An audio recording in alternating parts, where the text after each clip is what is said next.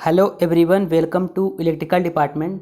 बहुत से स्टूडेंट ऐसे हैं अभी तक जिन्होंने मॉक टेस्ट नहीं दिया है। कुछ स्टूडेंट ने मॉक टेस्ट दे दिया है, लेकिन जो स्टूडेंट 5 बजे के बाद मॉक टेस्ट देने की कोशिश कर रहे थे उनको एक बहुत बड़ी प्रॉब्लम आ रही है, जिसके कारण वो मॉक टेस्ट नहीं दे पा रहे थे।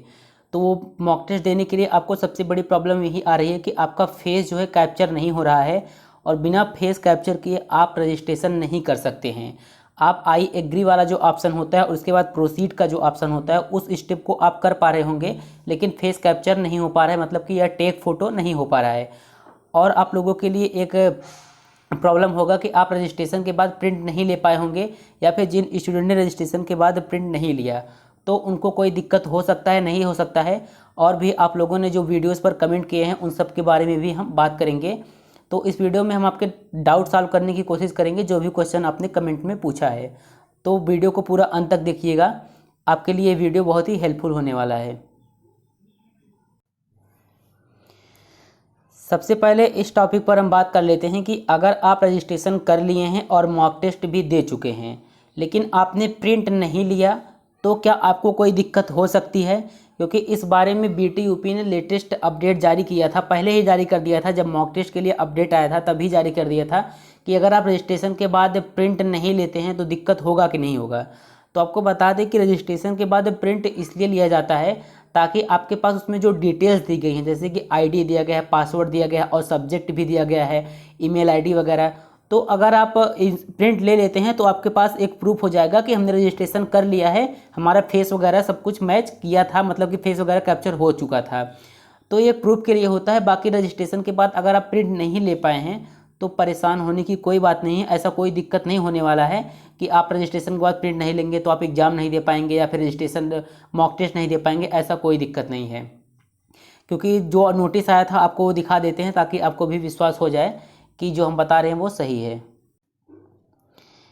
यहाँ पर आप देखिए, जो सुबह एक अपडेट आया था बीटीयूपी की तरफ से, मतलब कि जो मॉक टेस्ट के लिए जो गाइडलाइन जारी हुआ था उसमें लिखा गया था कि जब आप इस स्टेप को करेंगे, मतलब कि जब आप अपना फेस कैप्चर कर चुके होंगे, तो यहाँ पर आपको एक ऑप्शन दिखेगा, click to preview application form. तो बहुत से स्टूडेंट थे कि क्लिक टू मतलब कि इस वाले ऑप्शन पर क्लिक कर दिए थे, लेकिन वो प्रिंट एप्लीकेशन का फॉर्म जो ऑप्शन था उस पर क्लिक नहीं किए, नहीं तो आपका फॉर्म भी प्रिंट हो जाता, वहीं पर पीडीएफ बन के आ जाता अपने आप। लेकिन अगर आप भूल गए हैं तो देखिए, इसमें यहाँ पर लिखा है कि प्रशिक्षण के बाद उम्मीदवार भविष्य के संदर्भ के लिए अपने पंजीकरण फॉर्म का पूर्वावलोकन, मतलब कि रिव्यू या फिर प्रिंट कर सकते हैं, साथ ही मॉक टेस्ट देने के लिए पुनः लॉगिन करें। देखिए, इसमें ऐसा कुछ नहीं लिखा है कि अगर आप रजिस्ट्रेशन के बाद प्रिंट नहीं लेते हैं तो आपको कोई दिक्कत होने वाला है। केवल इन फ्यूचर आपके मतलब कि जो आपका डिटेल्स है उसकी अगर आप भूल चुके हैं डिटेल्स और नहीं देखना चाहते हैं फिर से, तो उसके लिए प्रिंट ले सकते हैं, बाकी कोई दिक्कत वाली बात नहीं है। तो परेशान होने की बात नहीं है, अगर आपने प्रिंट लिया है तो भी ठीक है और नहीं लिया है तो भी ठीक है। अब देखिए, मॉक टेस्ट देने में सेकंड प्रॉब्लम ये आ रहा है। ये प्रॉब्लम अभी कुछ देर पहले नहीं आ रहा था, मतलब 4 बजे के पहले जिन्होंने मॉक टेस्ट दे दिया उनको ये प्रॉब्लम नहीं हो रहा था, लेकिन ये प्रॉब्लम अब जाकर होने लगा है। देखिए, प्रॉब्लम क्या है कि जब आप मतलब कि स्टेप कंप्लीट कर लेते हैं, वो मतलब कि जो ईमेल आईडी वगैरह है और फिर यूज़र आईडी है वो सब आप वेरीफाई हो जाता है, उसके बाद आता है फेस कैप्चर के लिए ऑप्शन आता है। यहीं पर आप यही वाला स्टेप नहीं हो रहा है, मतलब टेक फोटो 2 बार फोटो को टेक करना होता है, उसके बाद आपको मॉक टेस्ट देना होता है। तो ये नहीं हो पा रहा है सभी स्टूडेंट में, लगभग मैंने कई स्टूडेंट से बात किया तो सभी में सेम प्रॉब्लम आ रहा है। तो इसके लिए हम यही कहेंगे कि आप लोग वेट कर लीजिए। नहीं, अगर आप ट्राई करना चाहते हैं तो आप क्या करिए, वहाँ पर अगर जैसे आप क्रोम में खोलते हैं तो क्रोम में जब टैब की संख्या ज़्यादा हो जाती है, जैसे 50 टैब हो गया, 60 टैब हो गया, तो आप सारे टैब को क्लियर कर दीजिए और अपना क्रोम का डाटा भी क्लियर कर दीजिए। और जो भी उसमें होता है सेटिंग में जाएंगे आप, वहाँ पर कुछ सारा डाटा इकट्ठा रहता है, वो सब क्लियर करके बिल्कुल फ्रेश क्रोम में लॉगिन करें। इसके बाद आप देखें, हो सकता है हो जाए। बाकी इसके लिए यही न्यूज़ है कि आप लोग वेट कर लीजिए। टेक फोटो वाला ऑप्शन जो है इसलिए नहीं हो पा रहा है क्योंकि साइट पर अभी पूरी तरह से साइट अभी सही नहीं हुआ, हो सकता है वर्क हो रहा हो उस पर। तो इसके लिए आप वेट ही कर सकते हैं, 8 या 9 बजे के बाद लॉगिन करके देख लीजिएगा, या फिर बीच में भी लॉगिन करके देख सकते हैं कि आपका टेक फोटो वाला ऑप्शन सही है कि हुआ कि नहीं हुआ। अब देखिए, आप लोगों के लिए अगला डाउट ये है कि रजिस्ट्रेशन फॉर्म में जिन्होंने रजिस्ट्रेशन फॉर्म का प्रिंट लिया होगा उन्होंने ये ध्यान दिया होगा रजिस्ट्रेशन फॉर्म में सारा डिटेल्स है, सब्जेक्ट कोड हो गया, सब्जेक्ट हो गया, ईमेल आईडी, सब कुछ है उसमें, सिवाय रजिस्ट्रेशन फॉर्म में मोबाइल नंबर के।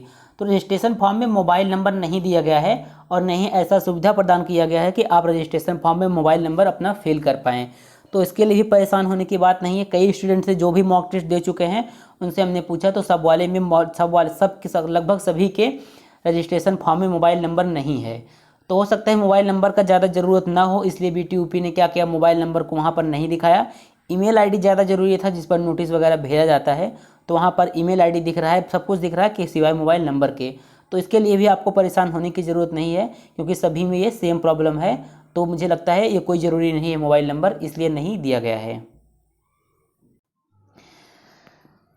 अब देखिए अगला डाउट ये है आप लोगों का, जब आप पंजीकरण कर लेते हैं, मतलब कि रजिस्ट्रेशन जब आप कर लेते हैं उसके बाद मॉक टेस्ट भी दे देते हैं, जब वहाँ पर आपको मॉक टेस्ट मतलब सबमिट सक्सेसफुली का दिख जाता है, तो उसके बाद भी एक ऑप्शन आता है, मतलब कि एक पेज खुलकर आता है। उस पर क्या कहता है कि आप अपना नाम डालिए, कॉन्टैक्ट नंबर डालिए, ईमेल आईडी, ये सब मांगता है।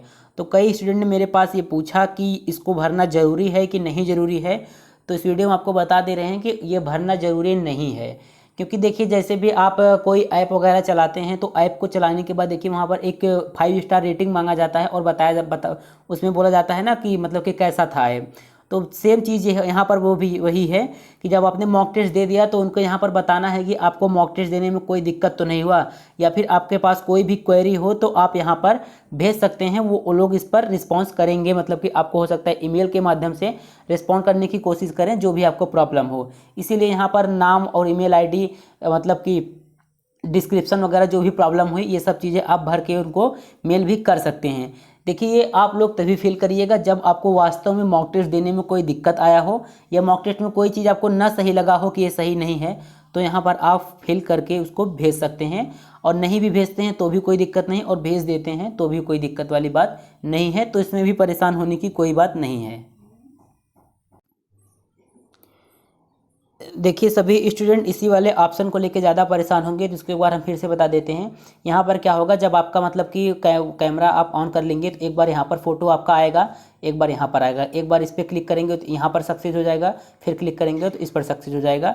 इसके बाद आपको क्या करना है, फिर से लॉगिन करना है, लॉगिन करके मॉक टेस्ट देना है। लेकिन इसके लिए आप इंतज़ार कर लीजिए जब तक ये प्रॉब्लम सही नहीं हो जाता। अब एक डाउट आप लोगों के मन में और है कि जो फाइनल एग्ज़ाम होगा उसमें क्वेश्चन जो होंगे हिंदी और इंग्लिश में दोनों आएंगे या फिर केवल हिंदी में ही आएगा। तो यहाँ पर आपको बता दें कि पॉलिटेक्निक का जो एग्ज़ाम होता है, चाहे वह ऑफलाइन एग्जाम हो, ऑफलाइन एग्जाम में अक्सर आप देखते होंगे कि एक तरफ हिंदी का पेपर होता है, एक तरफ इंग्लिश का, मतलब हिंदी इंग्लिश दोनों में ट्रांसलेट होता है। तो ठीक ऐसे ही ऑनलाइन एग्जाम में भी होगा। मॉक टेस्ट में भी आप बिल्कुल स्पष्ट देख सकते हैं कि जो यहाँ पर क्वेश्चन है वो इंग्लिश में भी दिया है और हिंदी में भी क्वेश्चन दिया है। तो ठीक इसी प्रकार बिल्कुल सेम ऐसे ही फाइनल एग्जाम भी आपका होगा।